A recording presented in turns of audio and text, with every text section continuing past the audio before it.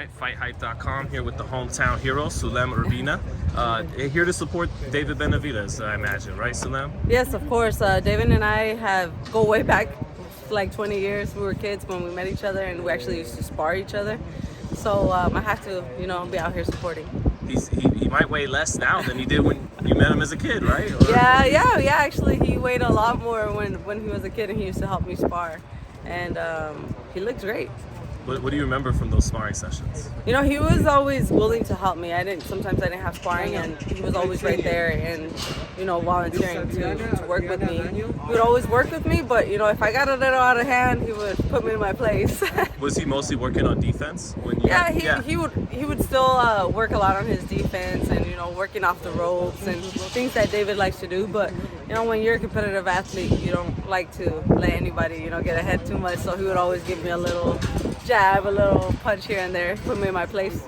Love taps, though. Exactly. But probably more than that, because you're you and you can fight. And he's got to back you off a little bit more than a love tap. Yeah, exactly. It was great memories, But I actually am curious, if he was working on defense, because how good is he defensively? Because we see the combinations and the jab and the power and the speed, but do you think defensively he can be elite as well? He has good defense. He's just very, very smart with his defense. The way he does it, is very basic, but it's very well done. His hands are up and he's either pawing off the punches or just well guarded. Also when he's on the ropes, he tends to lean back, pull back, move his head. Yeah, it looks like he has good reflexes. Yeah, so he works very well on his defense. What do you think about the fight? People are assuming he wins Saturday, him and Charlo. What do you think? I want to see it. I'm like every fan out there. I think, I know everybody wants to fight with Canelo, but I would love to see a fight with him and Charlo, especially after, that little rivalry they have, the little bad blood. It doesn't hurt boxing. It only helps. So I want to see it. Let me ask you this. If Jermall were to come out and be like the boxer puncher like Jermell was with Castaño, do you think David could overcome that kind of game plan? And I think David's been around since he was a kid, and he's always been patient, and right now it's just his time. And obviously Charlo is one of the best boxers out there right now. He's very savage. He has power, and they have a great camp. But I just, I'm Team David, and might be biased, but I just think that David could win that fight. Not just are you a professional prize fighter, but a big fan of boxing. That's why you show up at the fights.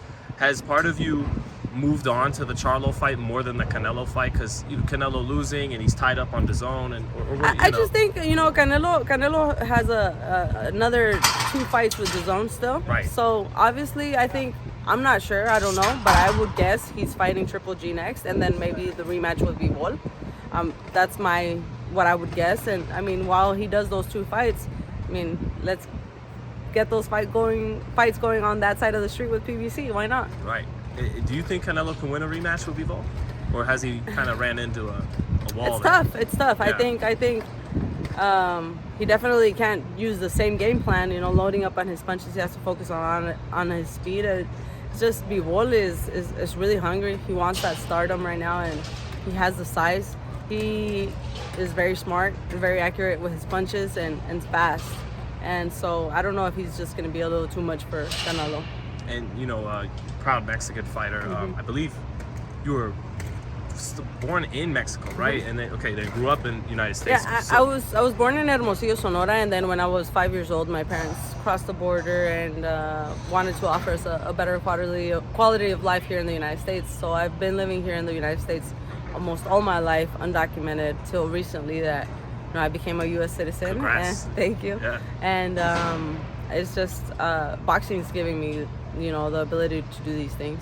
But I ask in part because when Canelo lost to Bivol, so there were some boos from the Mexican fans, and people still supporting him too. But what do you think that loss with Bivol has done with him in the eyes of the Mexican people? And do you think him winning a rematch can make him bigger than ever, coming back from that loss? I believe that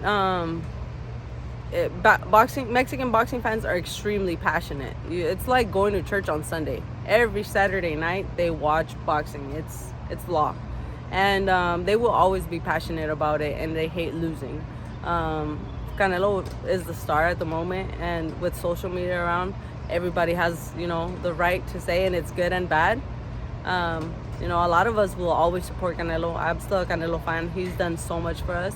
I don't know if, you know, if he was to win the rematch, I mean, I think it would be huge for him. But that's how Mexican fans are. They're very demanding. I get it. Yeah. I'm from New York, and Yankees fans could be the same way. But and then lastly, Sulem, I gotta, you know, you're a marketable fighter, and then around 112, 115, around those divisions is Esparza and Senicia Estrada. Do you ever think of a fight with Estrada? Because I feel like that could sell a lot of tickets. You know, Senicia is we're very close friends.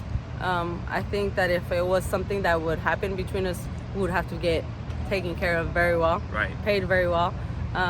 Obviously, she has bigger fish to fry. I don't have a championship right now, and she wants to unify the division that she's at right now, and she's helped me so much. You know, when I've been down through, you know, my recent loss with Naoko Fujioka, she's been there for me and helped me in more ways than I can say. I have nothing but love and respect for her. And Marlene Esparza, I mean, she can get anytime, but obviously I don't have a belt, so she's not gonna want to fight me anytime soon. But once I get my belt, I'm coming for Esparza again. That would be a great fight. Yeah. Once again, but just any pick on Taylor-Serrano rematch if we get that.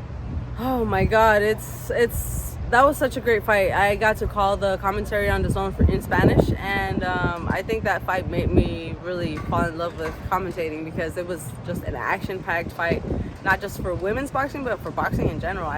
There's not anybody that didn't like that fight. I saw a draw. I saw Katie Taylor winning the first two, then Amanda Serrano winning the middle five, and then Katie Taylor coming back and winning the last three. And so I had it a draw, but if I would have had to edge it out, I would have edged it out to Amanda Serrano based on the fact that she inflicted more punishment on Katie Taylor. Right. 6'4" maybe. But I mean, run it back, and Serrano's gonna come out even stronger, and Katie Taylor is too. So I mean, the fans are the ones that are gonna win, and I can see a trilogy coming out of this. She might need to knock her out if it's in Ireland. Absolutely. Yeah. Thank you, Sulem. Thank you. I appreciate it.